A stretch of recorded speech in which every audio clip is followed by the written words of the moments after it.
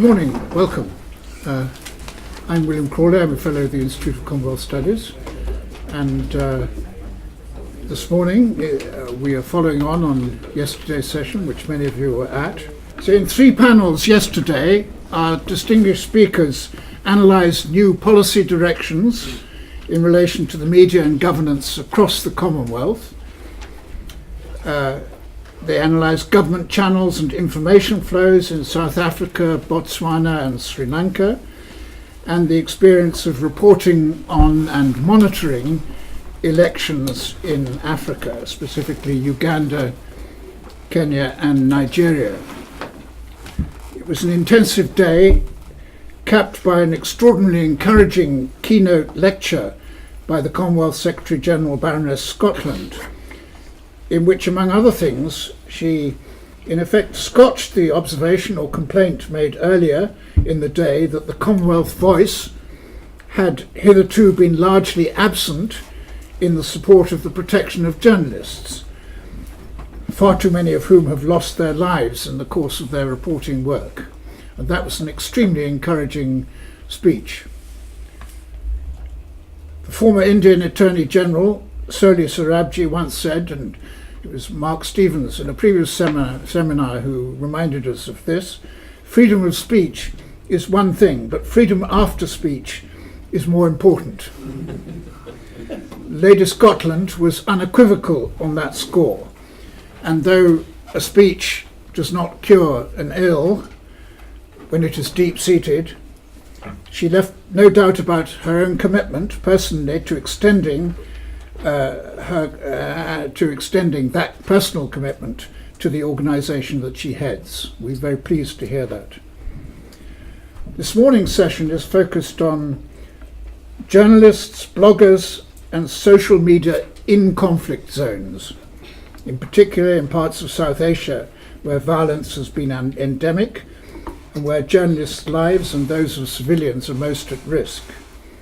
The dangers are faced almost on a daily basis by mainstream journalists working in the established print and broadcasting media. But our three speakers today will be looking at what are increasingly inaccurately called the new media. It's no longer new. The social media, often more aptly antisocial. Bloggers, a new word which still has not yet gone out of date. And citizen journalists, as if mainstream journalists were not citizens.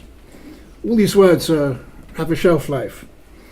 Judith Townend of the Institute of Advanced Legal Study, whose guests we are in this building, reminded us at an earlier seminar that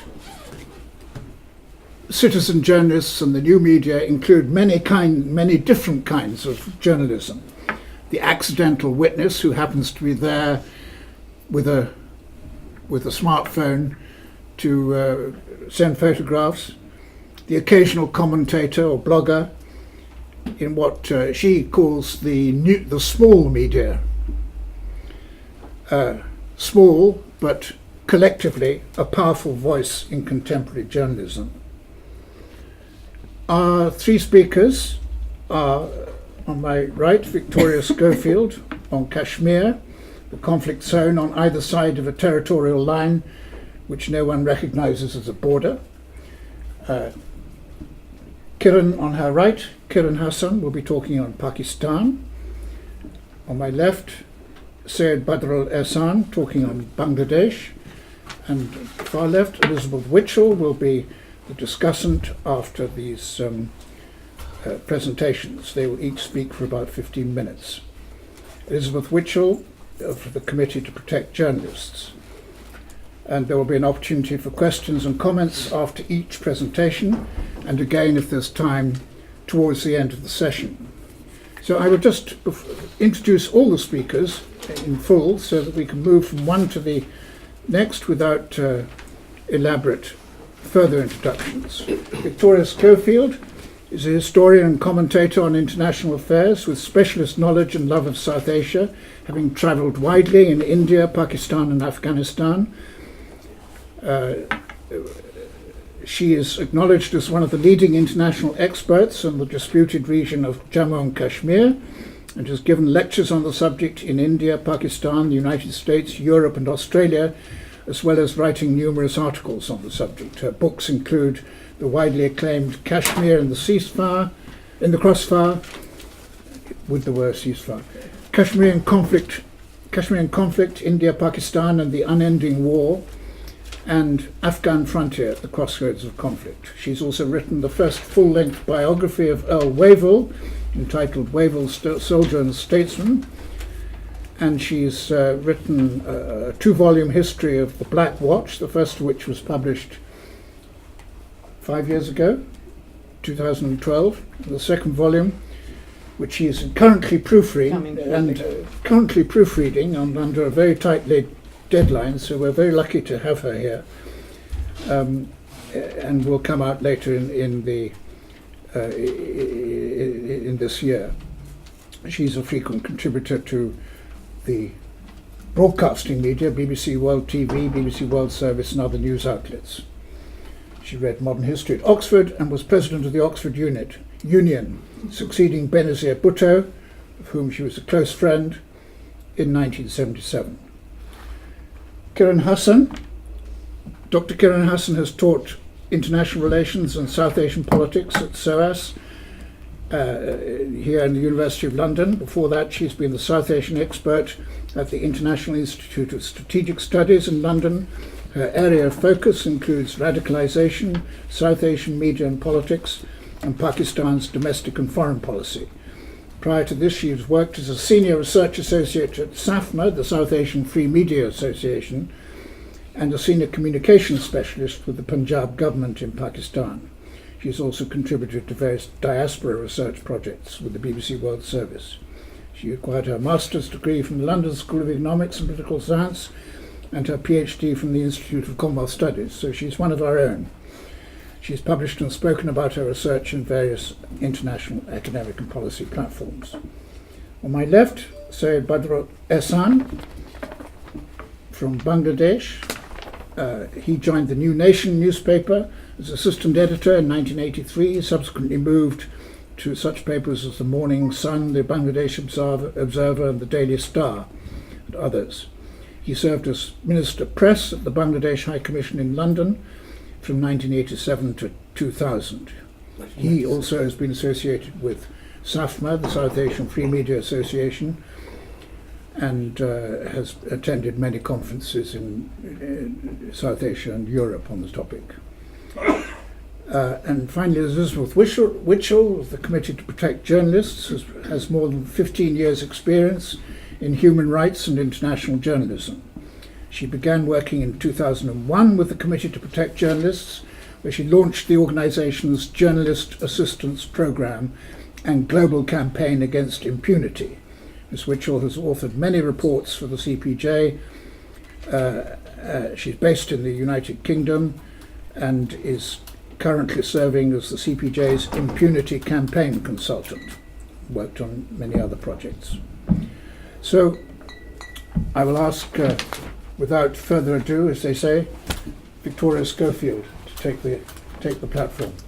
Victoria. Thank you very much. Can you all hear me? And I'm just wondering, I might stand actually because I feel it's better.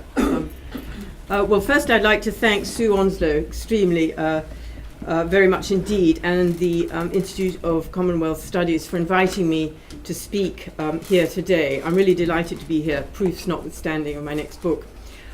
I'm also delighted to talk about Kashmir because I've been following the events in Kashmir for a very long time. But what I do want to do to start off with, and I'm afraid I haven't got any PowerPoint, I haven't got even a map. So firstly, you've got to listen, and secondly, I'm just going to give you this representation of a very large butterfly.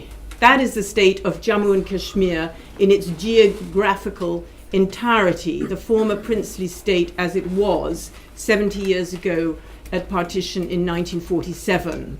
If you think about the sort of two top wings, you've got the vast expanse of Ladakh, sparsely populated, mainly inhabited by Buddhists, and Muslims who are Shias focused on the Kargil region. On the other top side of the butterfly, you've got the huge territory again of Gilgit-Baltistan, beautiful with some of the most stupendous mountains in the world.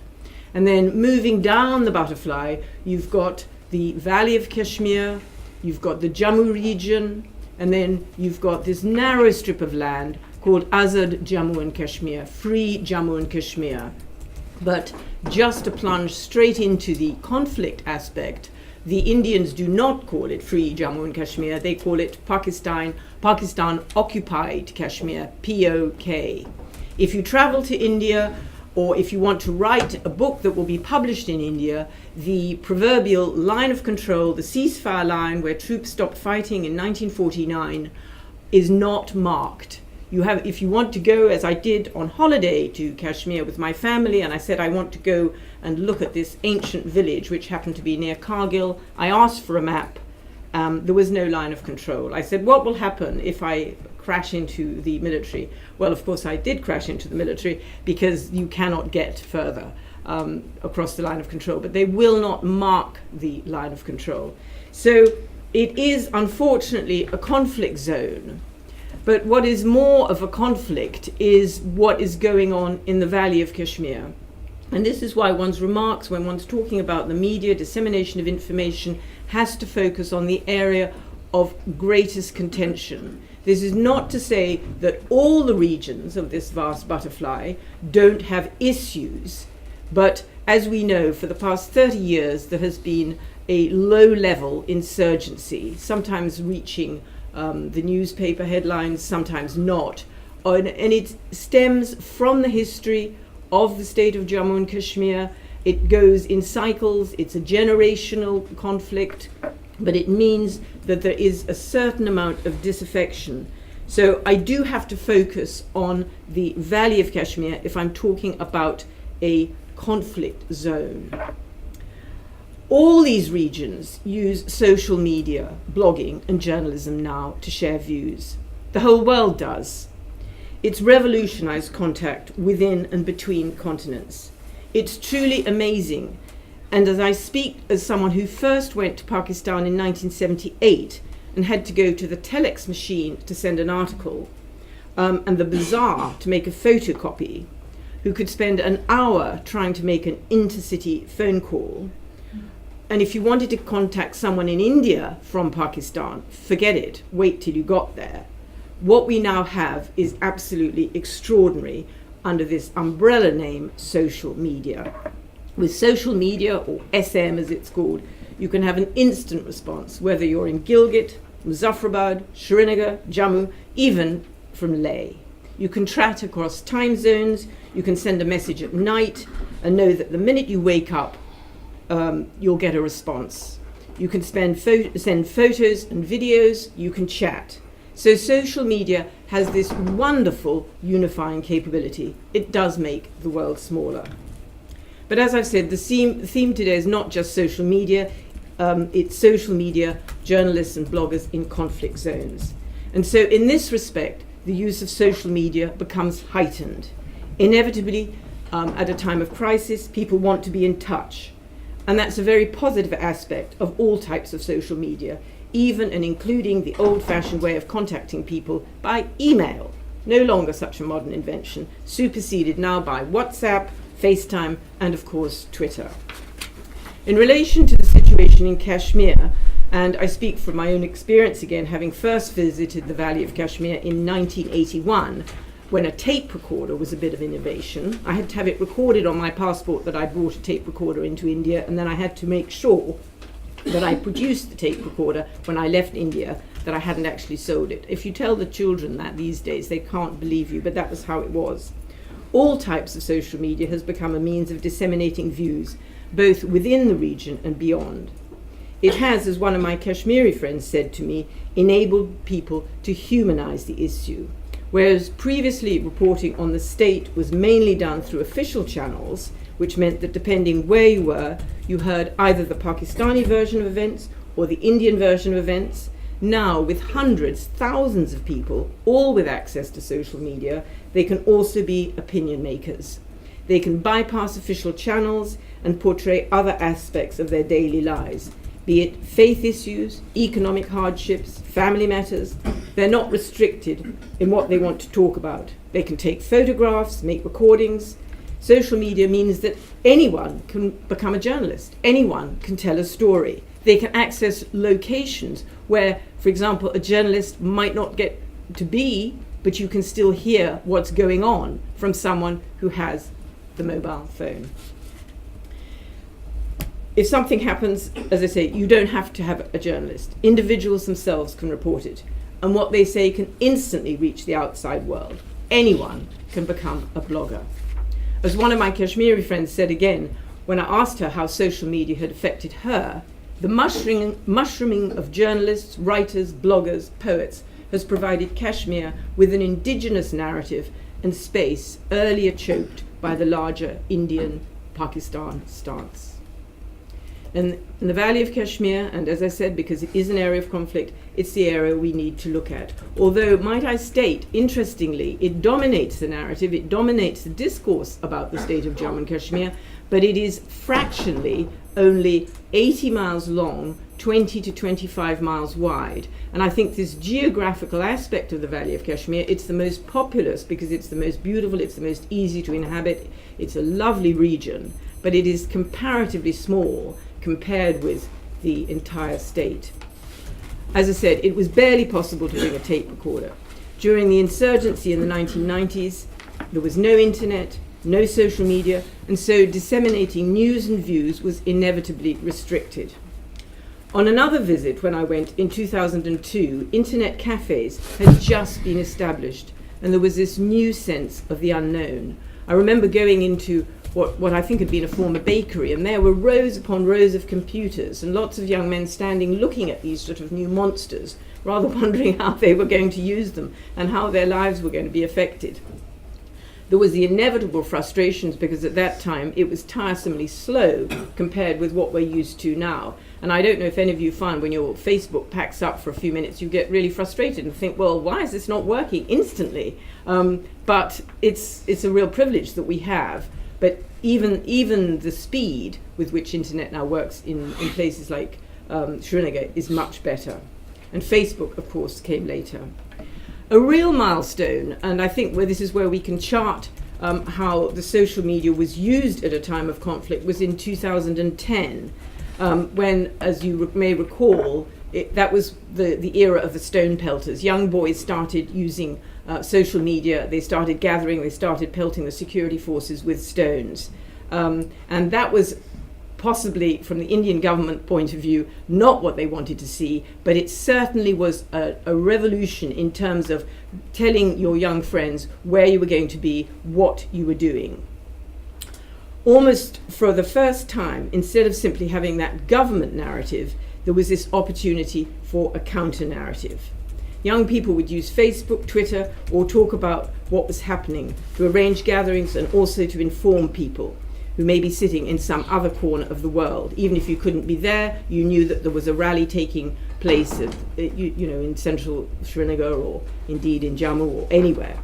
This was a very effective way of helping people to get connected to the ground situation, despite whatever the mainstream media was saying. The same applies in Muzaffarabad. If you wanted to talk to people in Muzaffarabad, you could do the same thing. And although initially Facebook began with young people, now, of course, are we all right? Now, of course, Facebook, we've all got older ourselves, but initially it was just for students, Facebook, and then, of course, it opened its pages, and now almost everybody has a Facebook page. In fact, they've almost moved on from Facebook, and I think they're on to other, as I say, WhatsApp has become incredibly popular as well. And so that circle of contact, that circle of communication increases. I've got simply hundreds of Kashmiri friends. I must admit, a lot of them I don't quite know where they came from, but it's a very effective way of keeping in touch. And I often chat with them. A message might ping up and they say, how are you doing? And then I say, what's the weather like in Srinagar? So it's all very positive. It's also very positive in terms of researching, finding out reviews. It also works both ways. And after the Westminster attack, as you know, on Facebook, you can mark yourself as safe. And one of my friends wanted to mark me as safe because I was actually due to be in the House of Commons that day. And then, having marked myself as safe, I got lots of comments from Kashmir saying, "So glad you're safe." So I'm pointing out these positive connections between the continents. As we know, again, last year, it was the death of Burhan Wani, the young militant activist, because he had such a huge following on social media that really set another nosedive down in Kashmir in terms of the law and order situation. Given that the state is divided on the ground de facto, as we know, between India and Pakistan, the internet is an ideal way also of connecting these two regions separated by the line of control. The footprint of social media doesn't recognize national borders in the same way telephone lines can be regulated. This has also helped journalists trying to get a composite picture of what's going on in the whole state. Those in Indian-administered Jammu and Kashmir will find it hard to visit AJK, POK, and vice versa. But if they can communicate on social media, then they can actually be more accurate in their reporting.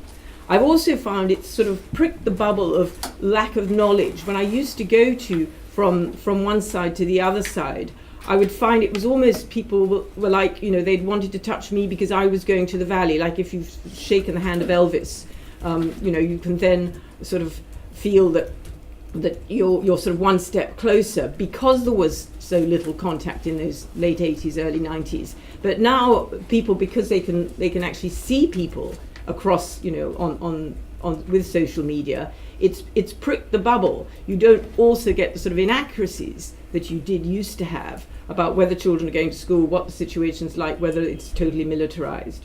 So I think that's all very positive. I know that there's a Women for Peace. Women on both sides of the line of control have got together to try and make a Women for Peace forum. They've got a blog against border hostility.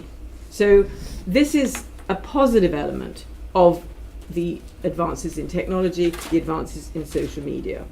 The circulation of information, the exchange of ideas through sharing, blogs, articles and comments, healthy debates, all form part of social media. But, and there are two buts, big buts, social media can be a double-edged sword in conflict areas. It can be abused and distorted. And this applies to wherever one is, whether one is in the valley, in Gilgit, in Muzaffarabad, in Jammu. It too can be used as propaganda, with planted stories and staged events to create a certain perception. Precisely because of its widespread reach, it can be manipulated by both sides.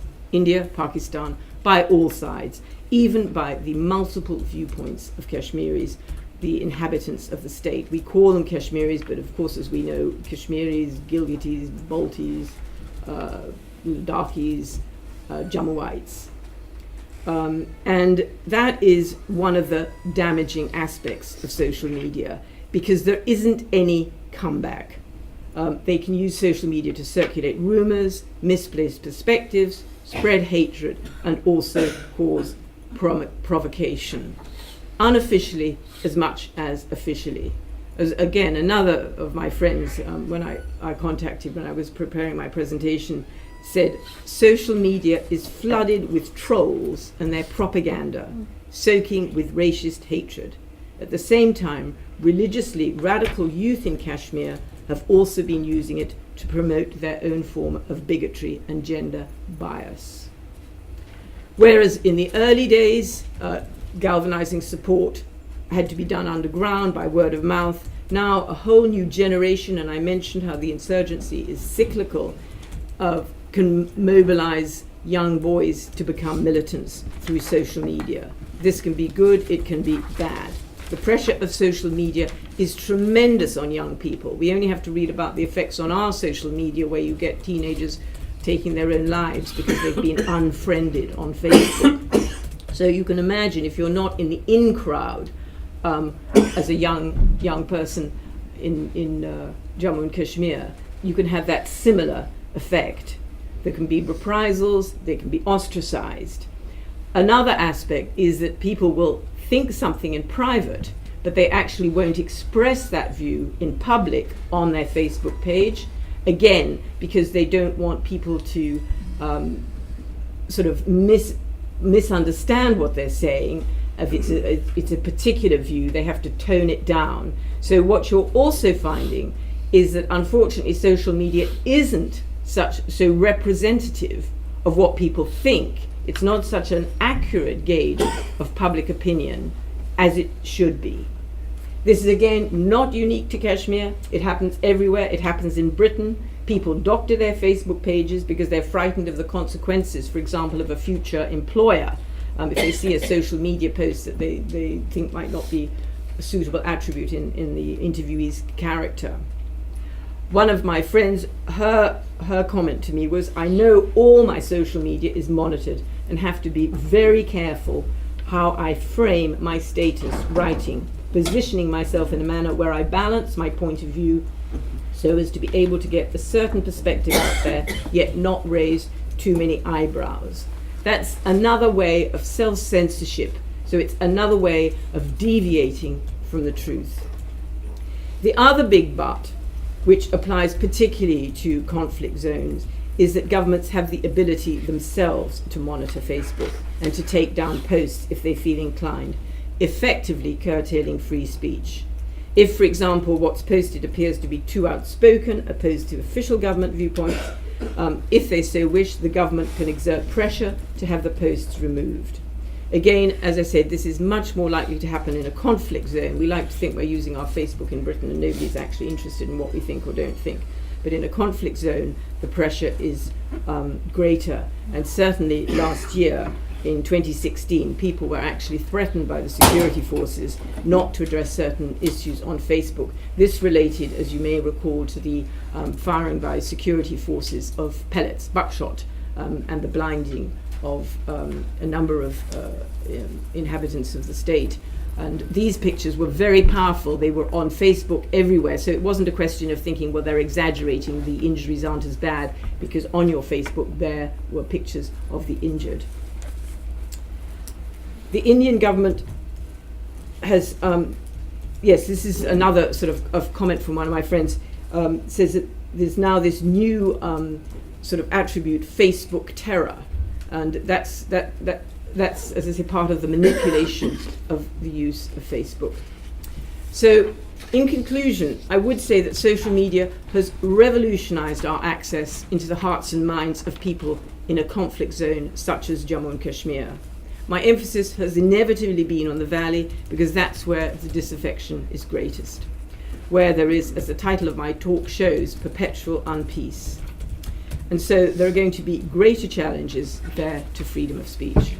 Whichever viewpoint one espouses, pro-Indian, pro-Pakistani, pro-multiple Kashmiri, as with all forms of knowledge, we have to discern between the good and the bad, the authentic and the propagandist, the malicious and the well-median. Social media is no exception. Thank you.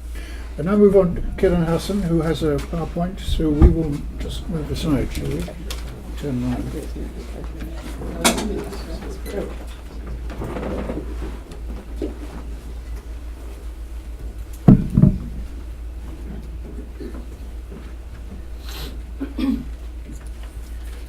First of all, I'd like to thank the Institute of Commonwealth Studies, where I had the opportunity to pursue my PhD, Sue Onslow, and the rest of the team for providing me with this fantastic opportunity.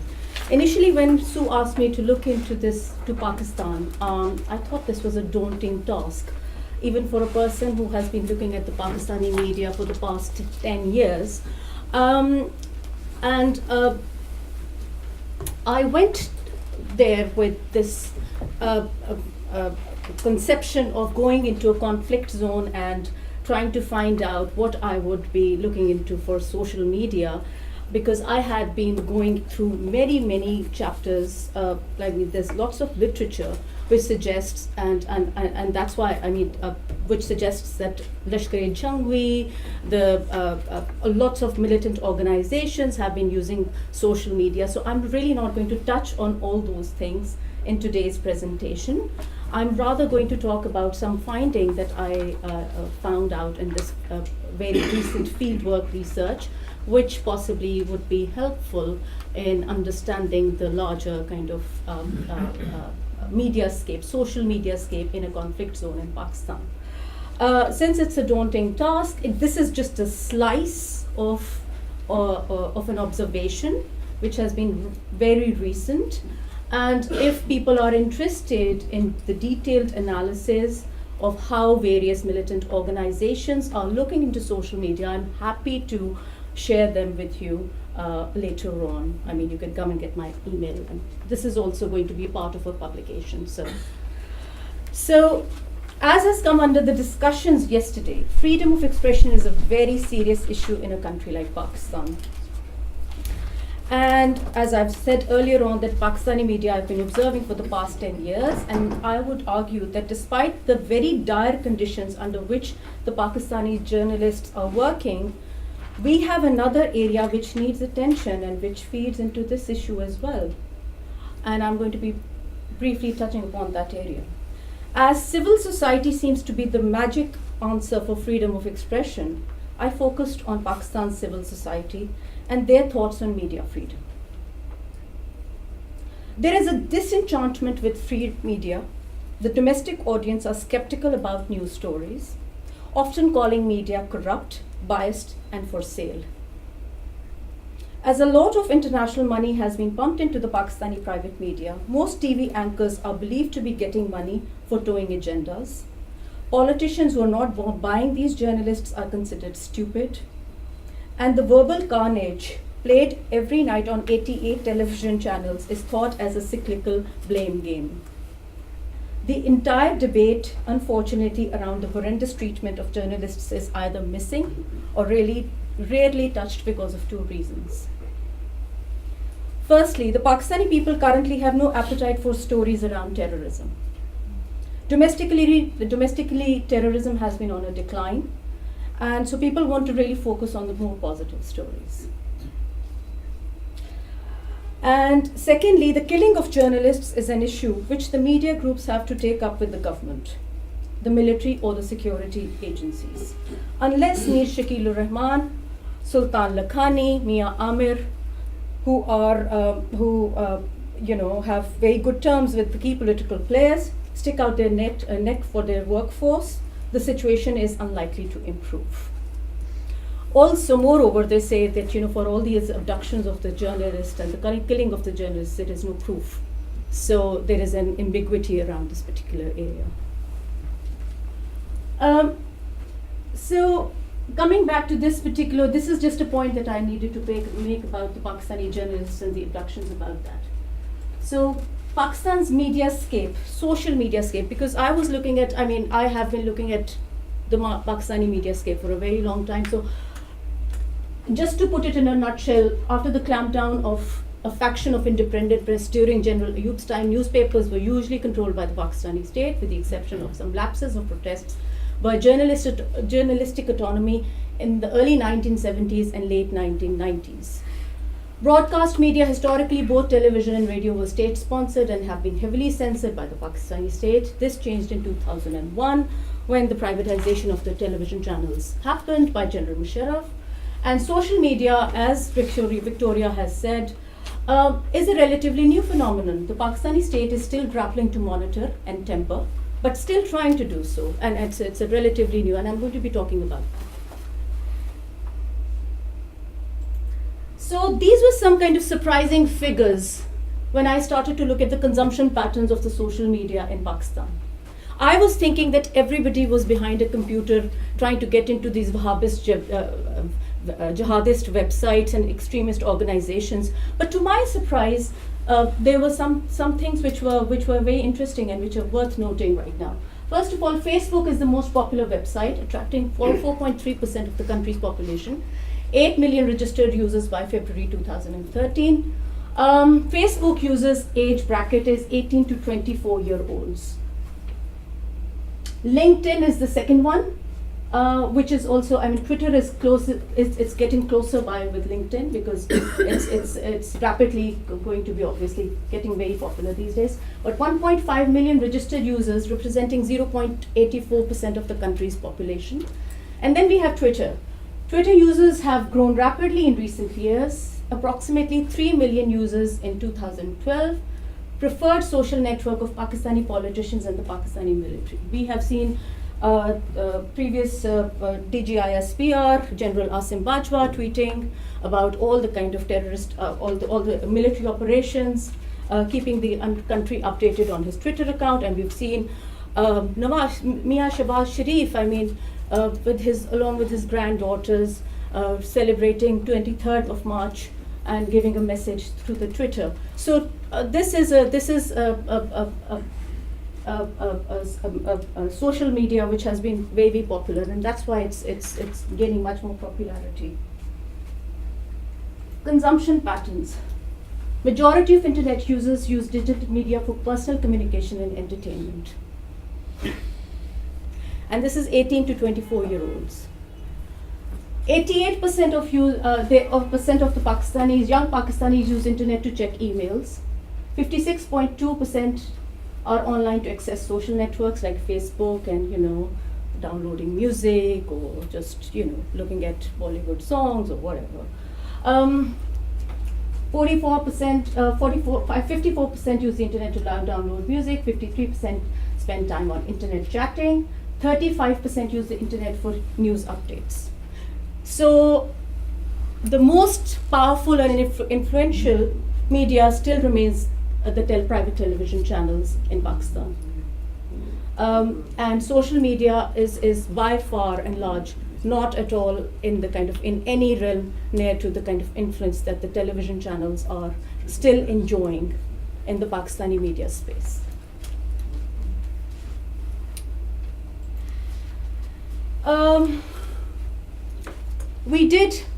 Obviously there have been lots of laws since we had lots of discussions about legal implications around media misrepresentations yesterday. I must mention that Pakistan is a country where the legal procedure is very much actively interacting with media, clamp down, or there's a coercive manner in which the legal procedure is sometimes used or abused to clamp down freedom of expression or just for propaganda purposes. So unfortunately in Pakistan, the media laws have been not used to the best of advantage, but rather for other purposes of getting even with somebody else or something like that. However, we had a vague cybercrime law, which was implemented on the kind of August 2016. The Pakistani government enacted a vague and broad cybercrime law that threatens rights of privacy and freedom of expression. The law includes provisions that allow the government to censor online content, criminalize internet user activity, and access internet users' data without judicial review. Now, this is a country where military courts have been in practice for the past 2 years. So, along with this is a kind of perfect kind of synergy that's basically the cyber is a field where possibly I think the entertainment is a better option. Okay, rise of social media, a brief history. I have been looking at how social media has been looking into things. So popular stories amongst domestic audience have been from 2007 to 2011. Lawyers and students movements on Facebook and Twitter, the 3rd of November 2007. The traditional media was clamped down during this time. We had Geo and ARY, other news organizations, their websites were seen for social media, and also that was for connectivity as well. 4th January 2011, Governor Tasir murder when he defended a Christian woman wrongly accused of blasphemy. 27th of January 2011, CIU operative Raymond Davis kills 2 Pakistanis in heavy traffic in Lahore. 2nd May, Osama bin Laden's operation is tweeted by somebody in Abbottabad while it is being carried out by the Americans. 30th September 2011, Rise of Imran Khan's Justice Party, more than 1 million tweets were recorded following Imran Khan's Lahore Jalsa. So these are the kind of, if you want to really see when did people really start to look at social media, this is a year which is very, very, for 2011 is when it started its kind of space. As Victoria has already mentioned, that social media has been an agent of many positive changes, but there is a dark side, and of course, I mean, I didn't really want to touch upon it because you can't touch upon it in 15 minutes. Terrorists using social media very effectively. This is Pakistan's former Army Chief Raheel Sharif, who's saying it in World Economic Forum 17th January 2017. Facebook and extremist organizations. Primary function of Facebook for terrorist organization is for recruitment purposes. They especially target teenagers and women. In May 2010, PTA shut down 450 Facebook sites in concern of militant nature of the content. But at the same time, 13,000 Facebook sites were blocked on grounds of immorality. So immorality is a much more of a bigger issue than militant nature. So these are the kind of like very, very different kind of things. So in December 2012, Facebook took down Pakistan Taliban page. And more recently, post-Peshawar 2014, attack Twitter accounts and Facebook pages are being taken down ruthlessly. But it is also feared that they may sprout up again in no time.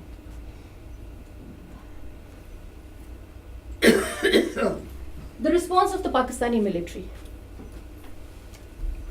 Post-Peshawar, as a result, the Pakistani military is heavily involved in social media.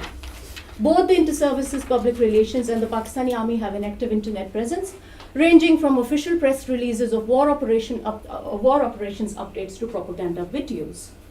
Pakistani military keeps a close watch on most social websites and search engines, and when questioned about the scrutiny of social media, the answer is, we need to monitor terrorist propaganda. It is part of our counter-terrorism strategy, but we also need to be careful about the anti-war propaganda. The military has to use media communications to explain the army's actions and intentions in North Waziristan. It is very important to keep everybody informed.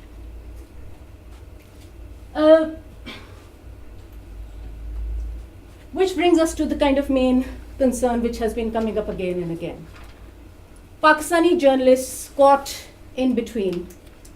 Anybody for conflict reporting and Human Rights Watch finds themselves caught between the devil and the deep blue sea.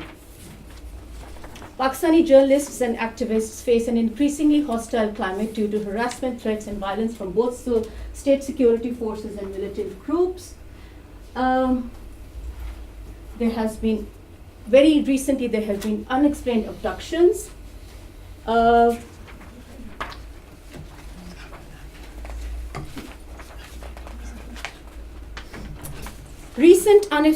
Two bloggers by the name of Guraya and Syed were reported missing from Lahore on January 4th, 2017. Both were critical of religious extremists and Pakistan's security policies. Syed, a poet and professor at Fatma Janai Women University, went missing on the evening of January 6, 2017. On January 7th, unidentified men took away another blogger with the name of Nasir, running a Facebook page broadcasting secular progressive views from his family shop in Sheikhupura. So there is a kind of dark side to social media and this war on terrorism in Pakistan. But the state's coercive involvement in these abductions is seriously worrisome, but many government officials call these activists as mischief makers, not bloggers. So what is more challenging is that these activists not only lack the official support, but they also lack mass public support. Pakistan's populace is on one hand terrified of militant organizations themselves and do not want to meddle in their affairs, while on the other hand, most Pakistanis hail the role of the Pakistani military in fighting against these militant organizations. There has been a subsiding kind of terrorism in the past 10 years post Zarb-e-Azb. So basically, they don't unfortunately have that support from the Pakistani populist. Limitations of this research. this is a book by Leverhulme and Sonia Livingston, which came in 2001. It's Challenges of Social Media and New Media Technologies. And this is an edited volume. It is a kind of classic Bible for people who are doing social media research. And so they say that the very pace of change, both technological and social, poses a challenge to new media research. In other words, the field is in a flux. Researchers and observers working in the area must tolerate ambiguity and be comfortable with moving targets, which possibly is the case with this research. And as has been investigated, for the Pakistani state, this space of shared interactivity remains uncharted and elusive. Check and control becomes difficult, if not possible. So for the most prominent way the Pakistani state has been able to interfere has been banning YouTube and Facebook whenever it pleases. Most often the state does not even bother to inform its citizens of the prospective ban or the time period for which the ban will continue. Other times the state tries to control the social media activity through punishments or coercive means. Moreover, the Pakistani audience at this moment don't have an appetite towards any news regarding terrorism. Social media is predominantly used by the youth bulge for entertainment purposes. And I will conclude with some questions because I don't want to make any kind of grand claims here. I still think that this is an ongoing research and it does need a lot of, and it's in a flux. So anybody who's going to be making these kind of concrete bullet points at this particular moment may not be able to get the entire picture. So I will conclude with some questions. Has Pakistani social media taken the shape of a watchdog, or has it provided a space for free interactivity in an otherwise extremely oppressed social system? Or is it a new platform for raising awareness of forbidden yet very important political and human rights issues? Or is it the new ground for verbal carnage, settling scores and blackmail? And I will end with an observation. Most Pakistanis at this particular point are disenchanted with media and freedom of expression. They have seen that the mainstream media is reeking with nepotism and corruption, or media, despite being a watchdog, has failed to reap concrete benefits. All in all, the trust seems to be absent between the masses and the media, and this is best described by a quote by a Pakistani young professional. If the American president is not trusting the media, why should we? Badrul Hassan? Yes. Is going to talk on Bangladesh. Yes. Thank you. Yeah. All right, ladies and gentlemen, thank you for giving me this opportunity. I think as I was telling some of my friends this morning, my job has been made easier because if you see beside my name just the word Bangladesh is there, so I can choose not to speak at all, or I can speak about a whole range of subjects. So I'll try to do the latter. Now, as far as we in Bangladesh are concerned, I would like to take a little broader view of the term conflict zones. In fact, we have been in Bangladesh, we have been living in a conflict zone. The country has been a conflict zone for quite a good number of years. Just last week, on the 26th of March, we happened to celebrate the 46th anniversary of our independence. And over the last few days, we have had security forces trying to flush out militants from the northeastern part of Bangladesh called Sylhet. So these people have been indoctrinated by Islamic State, though the government still refuses to acknowledge the fact that IS has any presence in Bangladesh. The government keeps saying that they're homegrown terrorists. Okay, fine, but then every time these so-called homegrown terrorists carry out an act of violence, what happens is IS immediately puts out on social media its acknowledgement of these people having been their followers. And of course, you're well aware of the tragedy that took place in July last year, the 1st of July, when 22 people, including 17 foreigners, were done to death by these Islamist fanatics. And these IS supporters who committed this deed, they were all well-educated young people. They had been educated in some of the best schools in Dhaka city. They went abroad, came back, indoctrinated with these Islamist ideas, and then they committed these murders. So that is one point that needs to be made. So, but then again, since I said I'd like to take a broad view of the term conflict zone. So if I take you back briefly to Bangladeshi history. Now, since 1971, when we achieved independence, we have had the country has had 3 military regimes See, and that was an irony, because when we started out on our struggle for independence, the goal was the establishment of an independent republic based on secular democracy. But then, and we had always, having been part of Pakistan for 23 years or nearly 24 years, from 1947 to 1971, it was our goal to have a country where there be no repetition of military rule, there be democracy. But then we did go down that trodden path, and in a more violent way. If you look at the history of the Bangladesh and Pakistan, Pakistan has had military rule 4 times, and all its coups were bloodless. In Bangladesh, the 3 military coups that we have had, there were instances of bloodletting. Officers and soldiers lost their lives. So 3 military regimes were there. There were 19 abortive coups d'état. Say 3 successful coups, 19 unsuccessful ones. And we have a constitution. The constitution was drafted, framed, enacted in 1972. But since that time, it has gone through lots of ups and downs. There have been 16 amendments so far to the constitution. It appears that every time somebody comes to power, demands are made to enact new laws, to enact fundamental changes in the constitution. We've also had the unnerving experience of having caretaker governments to supervise elections. But then the government which is in power now, which came to power in 2008, with a 3/4 majority, it swiftly went ahead with the job of doing away with the provision for caretaker government. So what happens now is we have a ruling party which is all powerful. The main opposition party, having boycotted the election, the Bangladesh Nationalist Party, remains outside parliament. We have an official opposition party in parliament. It's called the Jatiya Party of our second military dictator. The first one was General Ziaur Rahman.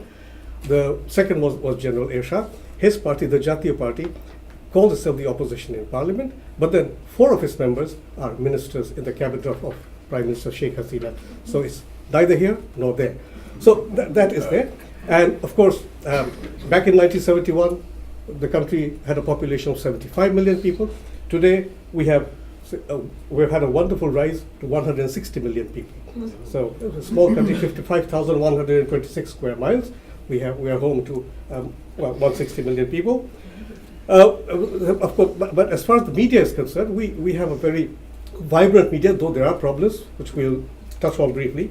We have more than 70 plus Bengali language newspapers. There are more. If you go to the interior of the country, there could be many more. But then within the cities, within the capital and the other towns and cities, we have 70 plus Bengali language newspapers. And for a country where English still happens to be a foreigner's language, and since it's one unitary state where almost every citizen is a Bengali, the number of readers of English language newspapers is very limited. Even then, we have about 11 English language newspapers now. And apart from the government-controlled radio and television, we now have 32 plus private television channels. They have the same kind of programs, and everybody seems to be buying it. Only recently, the editor of a newspaper, who also happens to be, again, ironically, the editor of a newspaper that calls itself independent, happens to be media advisor to the Prime Minister.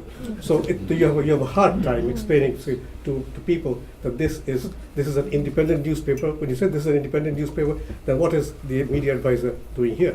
So that kind of thing is there. Now, and then most of these television channels, they do focus on social conflict, on these issues that arise with in relation to the activities of bloggers. 5 bloggers have been killed in the past couple of years, and of course, in addition to that, you have these 22 deaths which occurred last July. So these problems are there. Now, then again, you'll be happy to know that we have a democratic system. We have a wonderful democratic system, I like to put it that way, where the 2 main political leaders, the Prime Minister and the leader of the Bangladesh Nationalist Party, have never spoken to each other for the last 10 years. They do not speak to each other. They do not come together on any occasion. Uh, it used to be till a few years ago that on Armed Forces Day, they would invite Sheikh Hasina and Khalida Zia. They would both be able, but for the last 3 years, Begum Khalida Zia has not been going there. So you can understand the state of democracy. Even so, despite all these, we'd like to believe that we have democracy in the country, but it needs to be further strengthened. We have elections coming up in January 2019. Already demands are being made by the opposition that the constitution should be amended again for the 17th time, and that a caretaker government should be in charge. So now, as far as journalism, the practice of journalism is concerned, on a lighter note, if I go back to the 1980s, when General Irshad was in power, at one point, the editor of the newspaper I was working for, he told us in the afternoon, in the morning, in fact, that in the evening, President Irshad would be visiting the newspaper office. So we should all be there to welcome him. And some of us protested, many of them vociferously, why should we welcome a dictator and all that. But then, when General Irshad did turn up in the evening, these people who protested, they were the first one to go up to him and shake his hand. So, and then there was another journalist, very senior journalist, he's dead now, and we had rumors about his joining the government, the regime of General Irshad. And we asked him, why are you, we call him Bhai. In Bangladesh, everybody is a Bhai. And Bhai as different from the connotation in Mumbai movies, brother. And we said, why are you? Is it true that you're trying to join? Is it any truth to the rumors that you're joining the government of Bangladesh, the military regime? He said, who said that? That's a bit to tarnish my reputation. 2 days later, he was on TV taking the oath of office as the minister in the regime. And we had another brilliant journalist who used to work for an English language newspaper, which is not there anymore, the Bangladesh Times. And he used to write good articles. He was absolutely good and impeccable in English. He also joined the minister of the regime of the general as Minister for Information and Broadcasting, which again, is a ministry we should not have nowadays. But then he joined the regime, and we asked him, why did you join this regime? And he said, that's not the point. If my leader, meaning the general, if my leader asks me to sweep the streets of Dhaka, I will do it. So you see, so these contradictions among journalists are there. So I'll finish it in 5 minutes, right? Okay. Let me go on to move on a little to the social media thing. The big news today from Bangladesh is that over the last couple of days, the government has been toying with the idea of clamping a shutdown on Facebook for 6 hours from midnight till 6 o'clock in the morning. And the reason it gave was that Facebook had to be shut down because students' studies were being affected. See, that was the excuse. And then there were massive protests from social media users. And this morning, before coming here, I noticed that the minister in charge, she said that there'll be no shutdown, in the public interest. Okay, and then as far as where the term conflict zone is concerned, in Bangladesh, in Bangladeshi journalism, we tend to exercise a lot of self-censorship, unwillingly, of course. Where do we do that?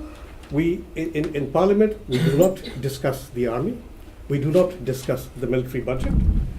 We do not discuss what has been happening in the Chittagong hill tracts. Now, a whole lot of things that we have. Sometimes we tell ourselves that what happened to us in 1971 is exactly the same thing that we are doing to people in the Chittagong hill tracts, but we do not discuss them.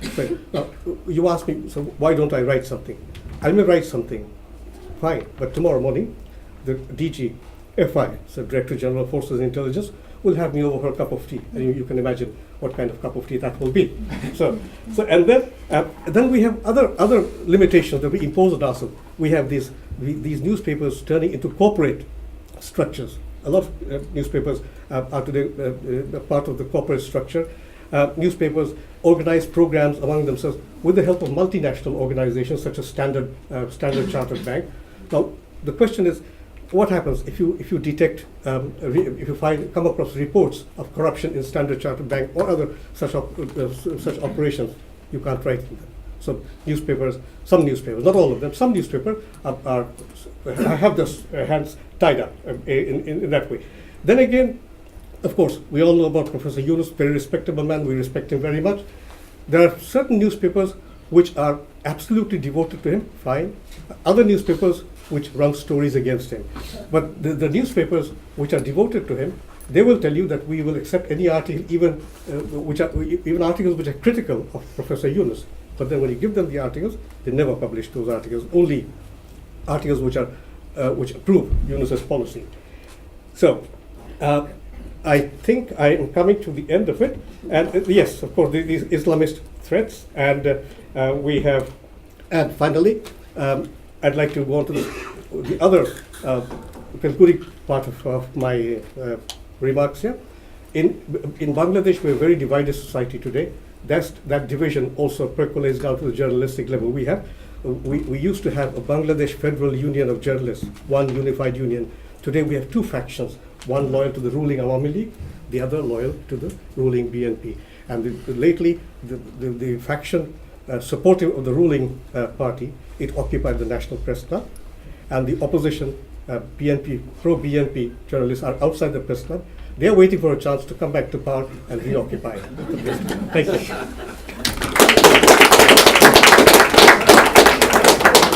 Actually, just I'd like to give you, Elizabeth, a chance to focus the kind of questions that you'd like to ask before opening it up.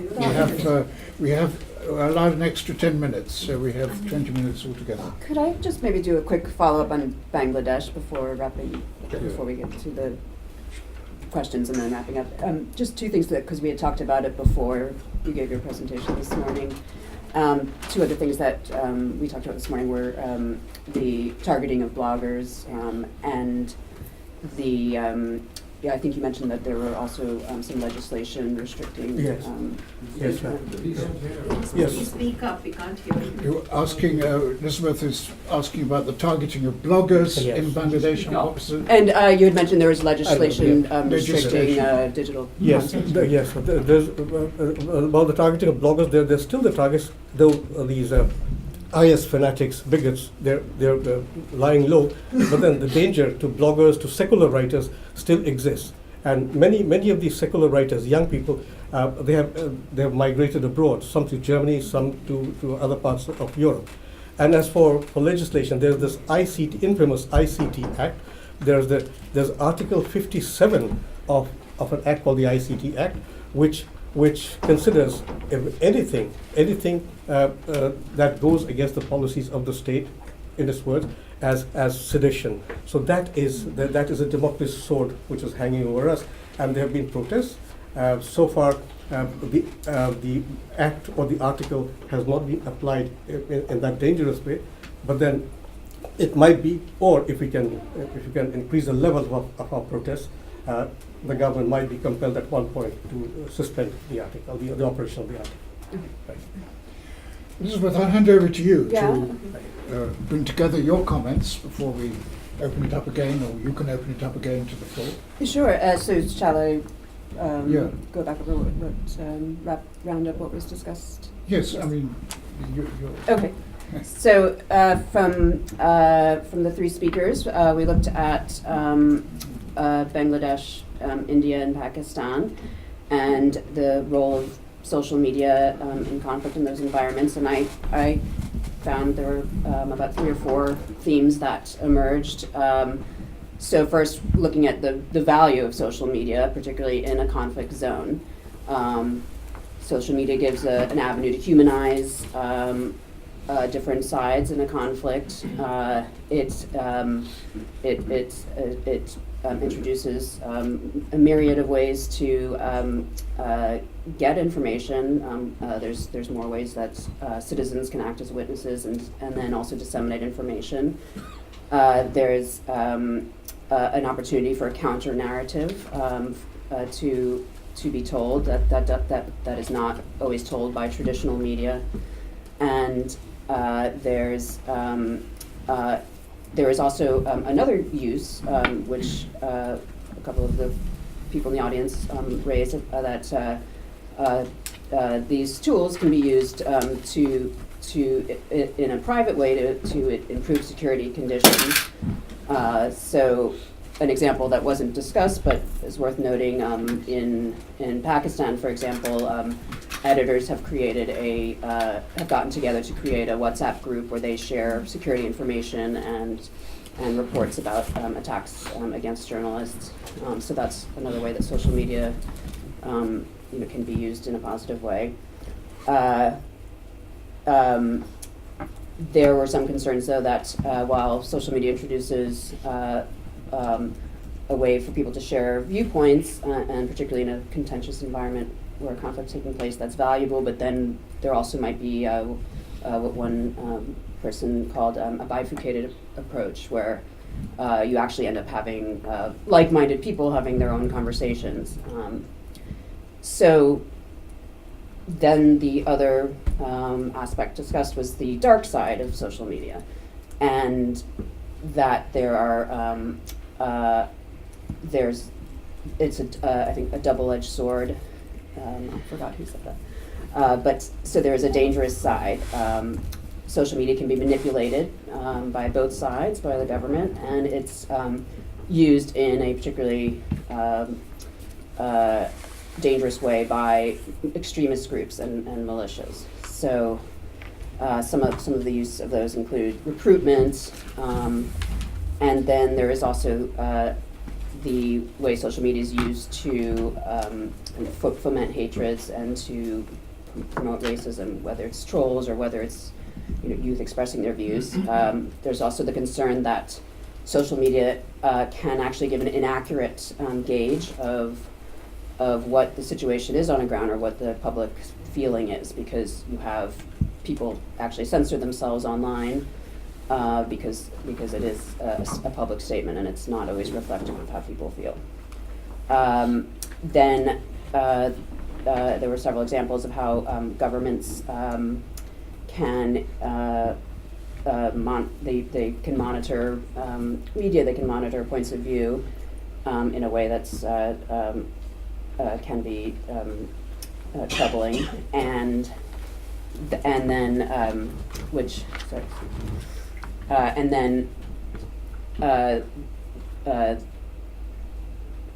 with that, there's some legislations that were cited that particularly restrictive on free expression.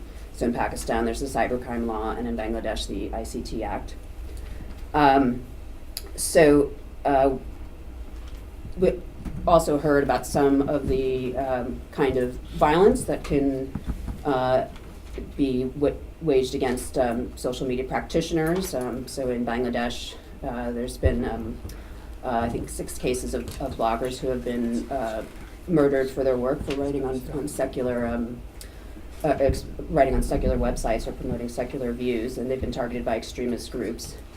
And in Pakistan, 3 bloggers were four have disappeared, and in those cases, there's in some of the cases in Bangladesh, and then in the majority of cases in Pakistan, there's not enough of a response from the government. There's not an investigation to find out what happened, and there's not any kind of prosecution. And one of the factors Kiran said behind that is that there simply isn't enough information known. Either media outlets are not prepared to stick their necks out and do their own work to investigate these, or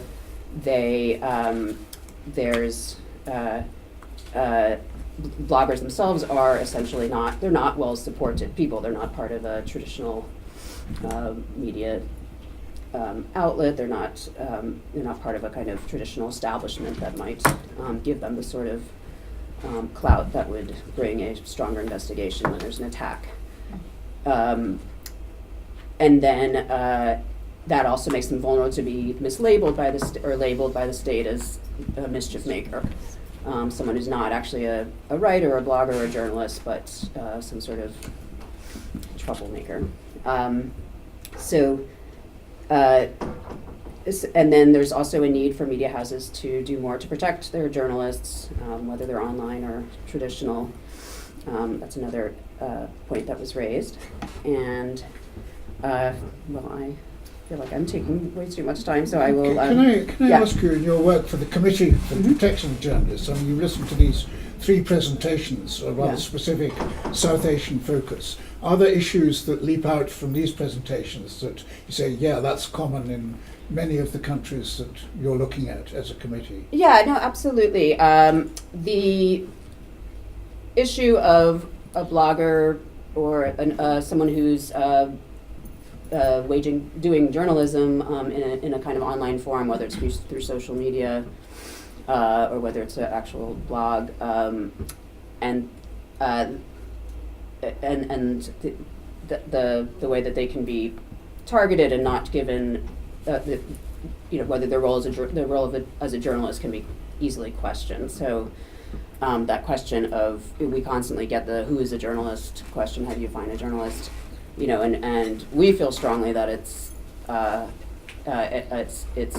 anyone who is engaging in journalism, collecting and disseminating information and opinions that's in the public interest. But I think a lot of governments, will kind of use that, this time of flux to, debunk critics or discredit critics, or in a more dangerous vein, accuse someone who's expressing views or writing about the other side of a conflict, label them as anti-state or anti-terror. I mean, in Britain's own draft press self-regulation, co-regulation following the Leveson inquiry, this issue of who is a relevant publisher in relation to social media has been an important one, and analysts have said, well, there are big publishers which are clearly relevant publishers. There are some social media outlets which are just individual small media, shouldn't really be subject to the same sort of ideas of regulation. I mean, is that the kind of distinction that your committee would make between, instead of saying everyone is a journalist, would you say you're a small journalist or a big journalist or no, exactly. Yeah. In our view, it's about what you're doing. It's not about who you're affiliated with. So, and for our concern, some of the risks that we've talked about is the attacks against bloggers and the I mean, that's an immense concern, and trying to ensure that these cases are investigated and prosecuted. So we do a global impunity index, which ranks countries around the world with the highest rates of impunity in the murders of journalists. And in fact, South Asia makes up probably the majority of the list, including these 3 countries. Thank you very much.